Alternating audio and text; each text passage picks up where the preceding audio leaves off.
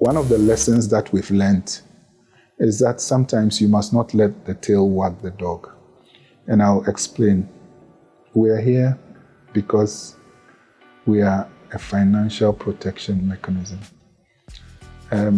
We have to guard against letting the digitalization get ahead of our core business. And so we always have to make sure that we're doing just enough to keep the core business going.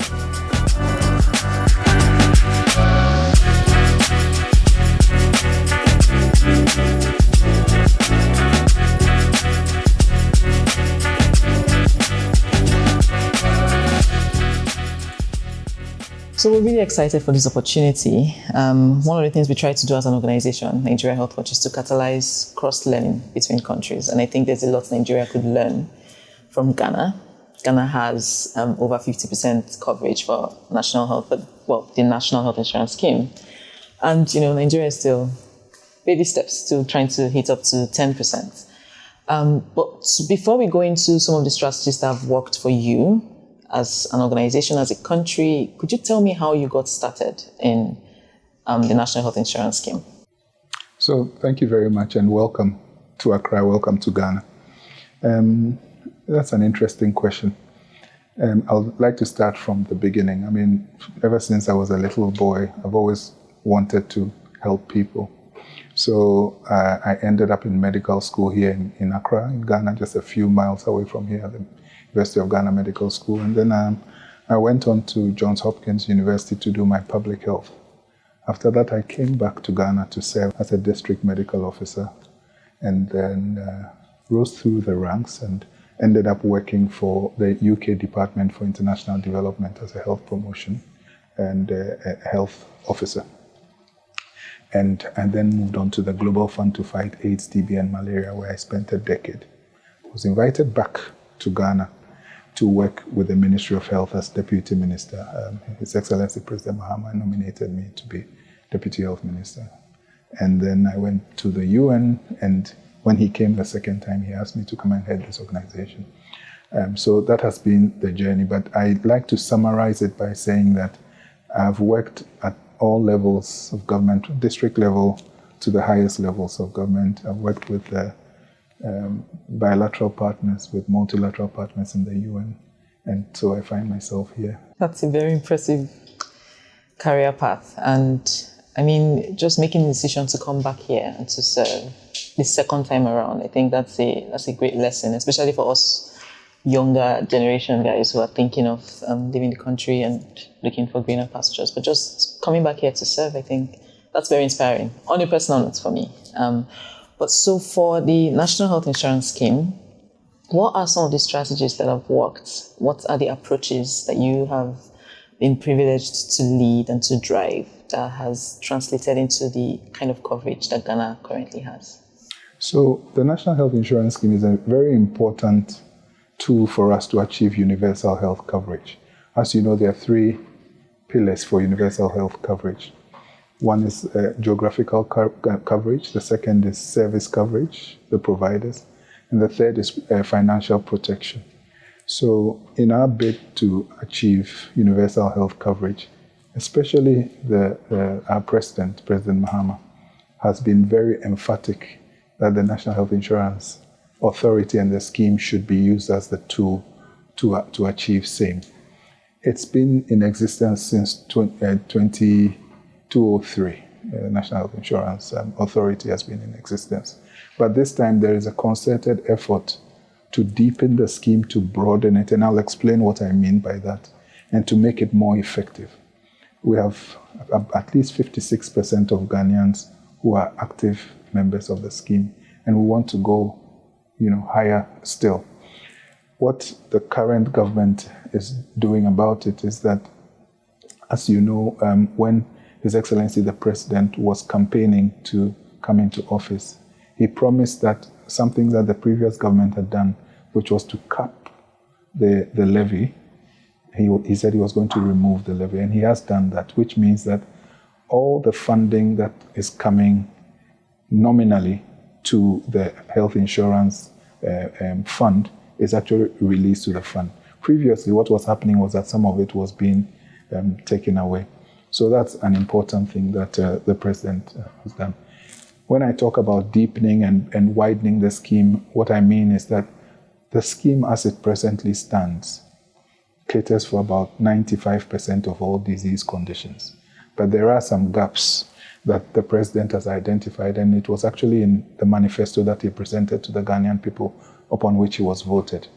Two things. Number one, and they're at both ends. I like to describe them as being at both ends.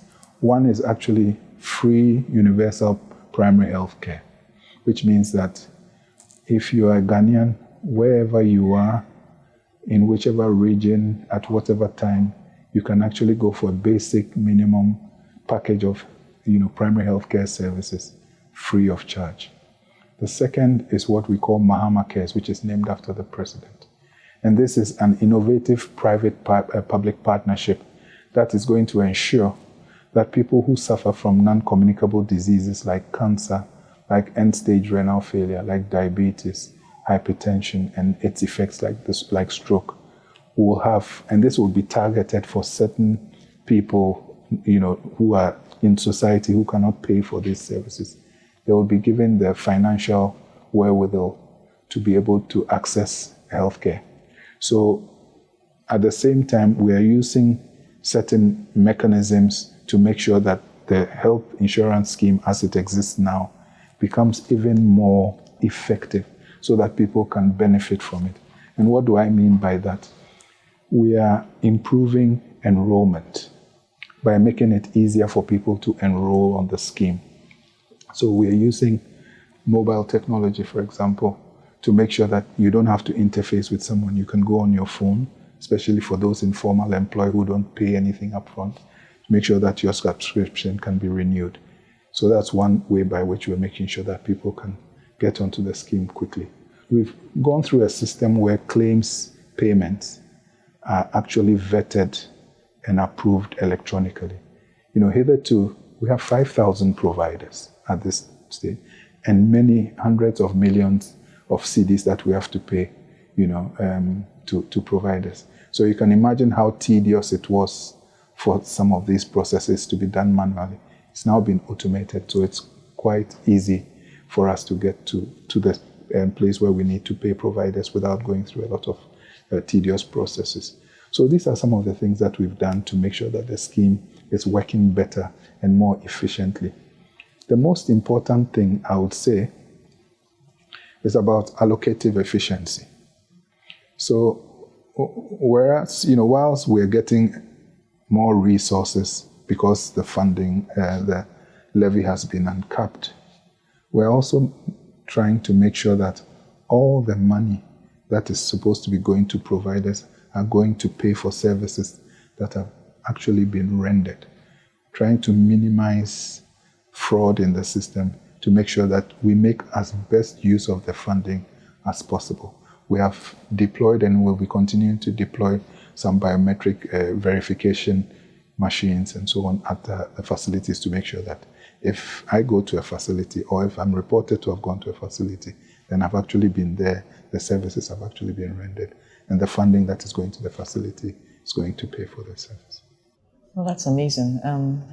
A couple of follow-up questions. One is, so for the Mahama Care, that's what you called it, right? The Mahama Care, is it also funded by the pooling mechanism that you have, with pooling of premiums, or are there other innovative funding mechanisms that you're exploring? And that's an excellent question, because I talked about innovative, financing mechanisms, and we know that, the system as it is currently cannot cater for everything, because the way we get, more than 80% of the funding is from the National Health Insurance levy. That I'm sure since you came to Ghana, you've purchased something or the other, and there's a value-added tax, and 2.5% of that value-added tax goes to the levy. But there is a limit to what that can be used to cover. So Mahama Cares is actually going to use an innovative private-public partnership to make sure that we also bring on board private sector, philanthropic organizations, development partners to also help to provide funding I believe that whilst we're working on how that will work, and it's under the purview of the Ministry of Health, and we are of course supporting, and we're an important partner in that piece of work. We believe that there would also be other investment mechanisms to see how we can generate funding for this to work.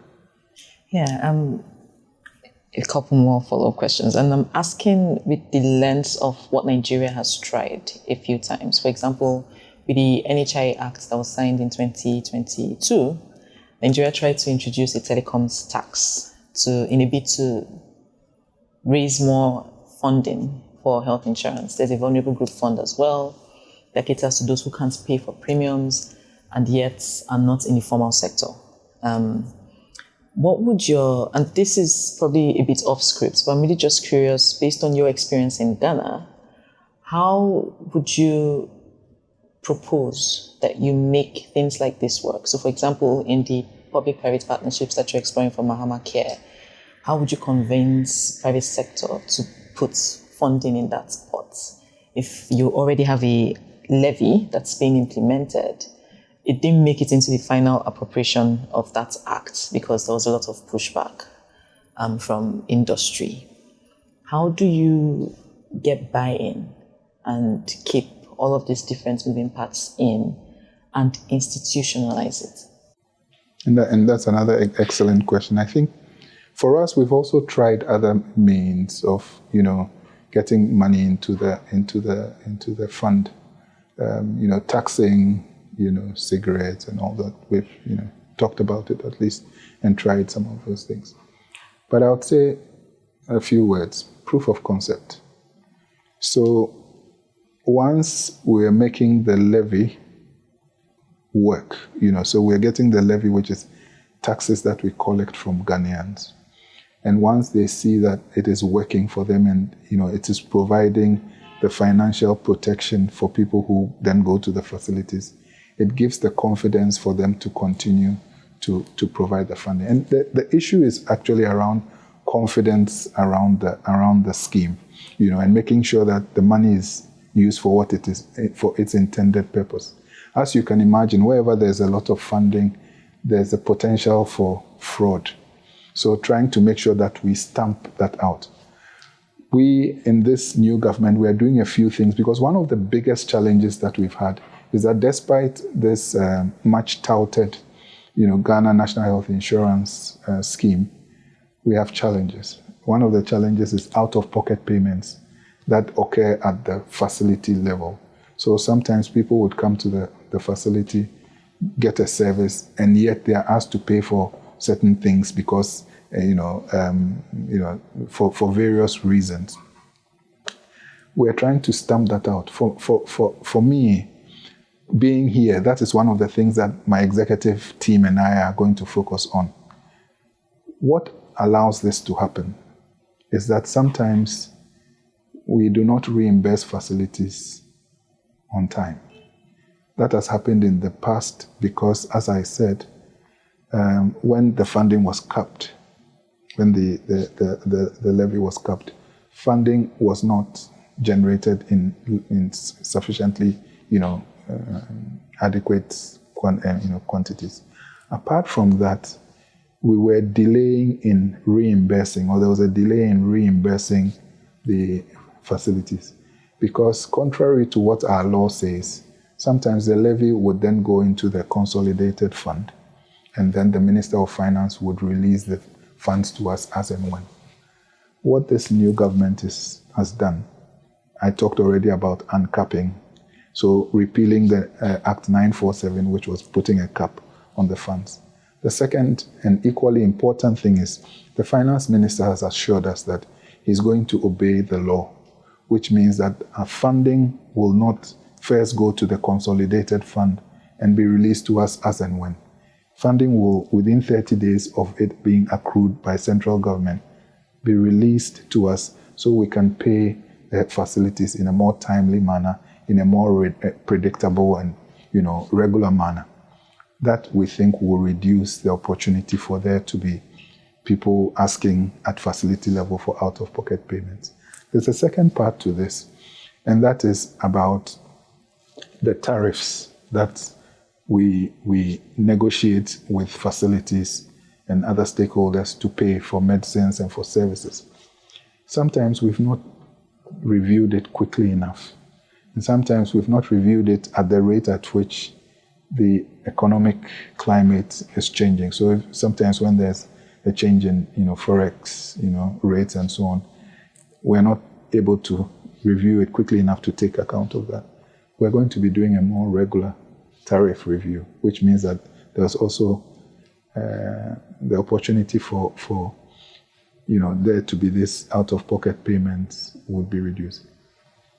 You can do all that, but then there would still be some of the recalcitrant ones who would still want to do that.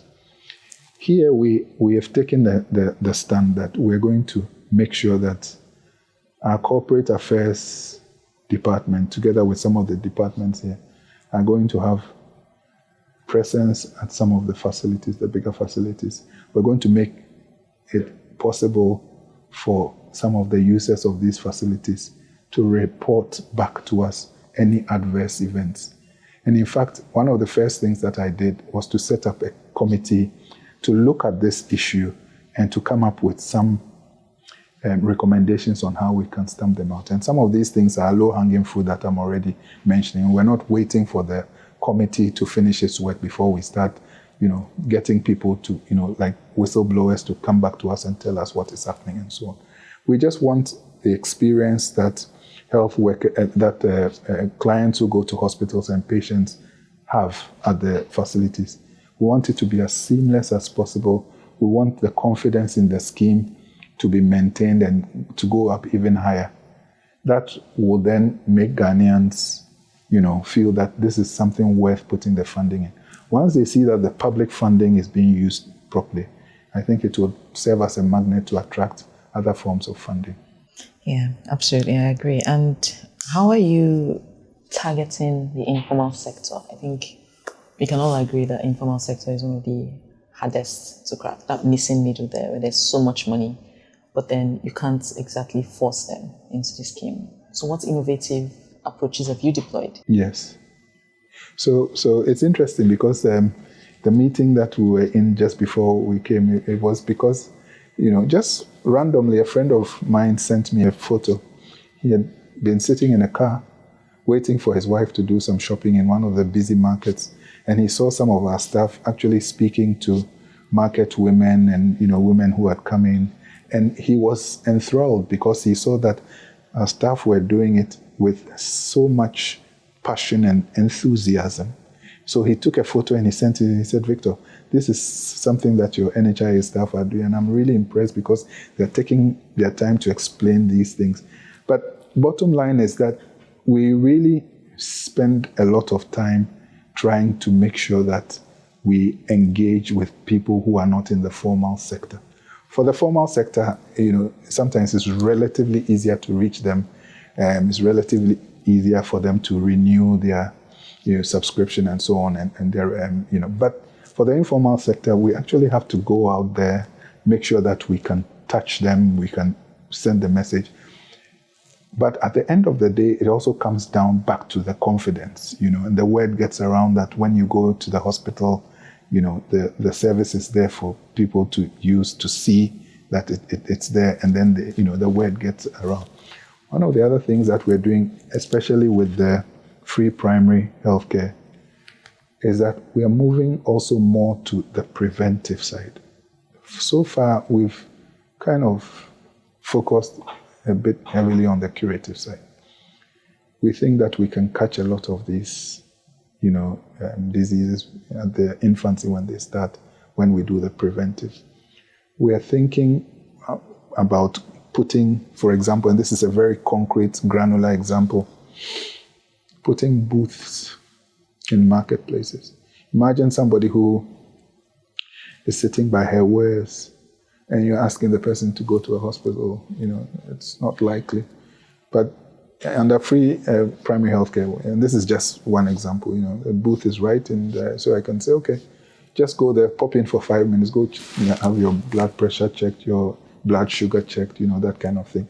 So these are some of the innovative ideas we're thinking. And then we have a whole different scheme. And I know you're asking about informal, and indigents are not, the same group, but we also have, mass outreach, campaigns to register indigents and so on. So we're trying our best to make sure that we permeate the society as much as possible. And you reach as many groups as Exactly. possible. Yeah.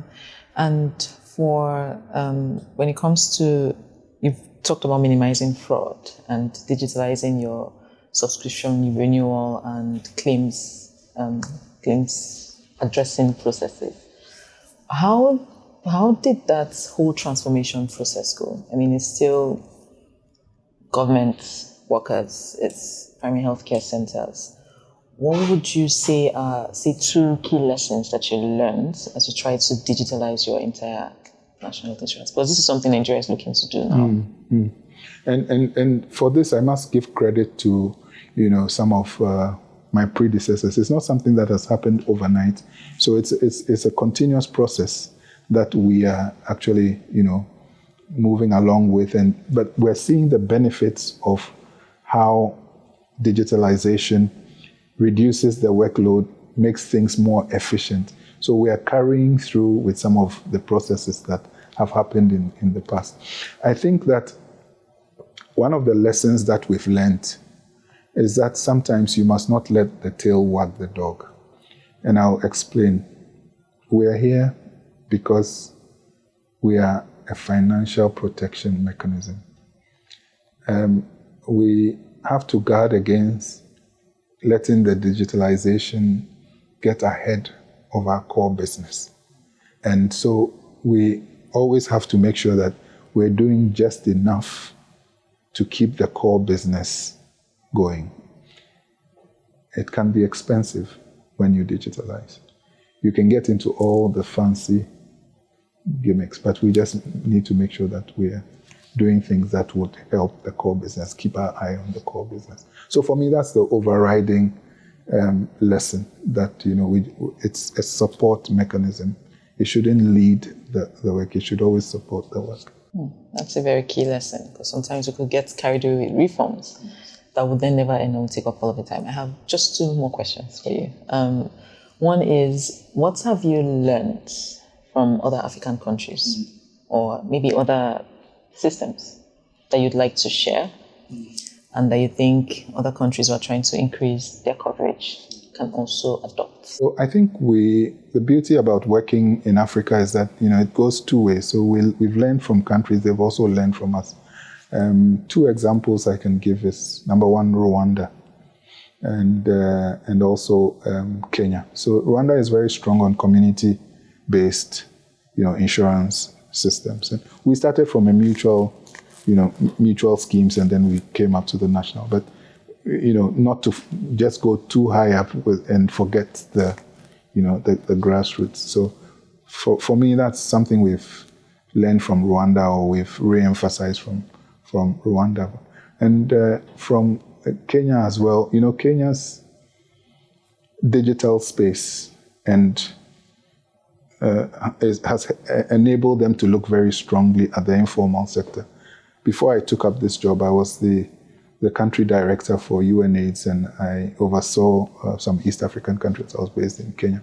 And I was telling somebody a joke that anytime I went to Carrefour or any of the shops in Kenya, I always had wads of notes. Even now I have, not wads, but I had some notes. And every time I would go into a shop in Kenya, I would hold up the queue. Because when I had to pay for stuff, I'll take out the money, and 20,000 shillings, 15,000 shillings. And even the most, blue collar workers and others will come in, and all they'll do is they'll just tap their phone. You understand? So We've also learned, that, and not only from Kenya, we've also learned that you can capture the informal sector, by using digital tools when you've made sure that they have those tools. So there are things that we are learning from other countries. Those are just two specific examples. Those are really great examples. And finally, what motivates you to keep driving this and to keep at it, even when you're faced with challenges and bottlenecks? So I think I'm in a very privileged position. I think that I've been very lucky to, have His Excellency the President nominate me for such a key position. I always say that leadership is service. It gives you the opportunity to give of your best. Like I said from the beginning, ever since I was a little child, I've always wanted to serve. I've always wanted to, help people. And there's no better platform to help people than to work at a place like this where you can touch lives. The other thing I want to say is that in NHIA, I have a cadre of fantastic professionals. And I've worked in so many countries, I've worked in so many organizations, and I can tell you that in this very room, even where I'm speaking now, there are some of the best brains. And just working with them, they push you, they motivate you, and it's a pleasure. So I'm very thankful to His Excellency the President for giving me this opportunity. And we continue to push on to make Ghana a better place for everybody.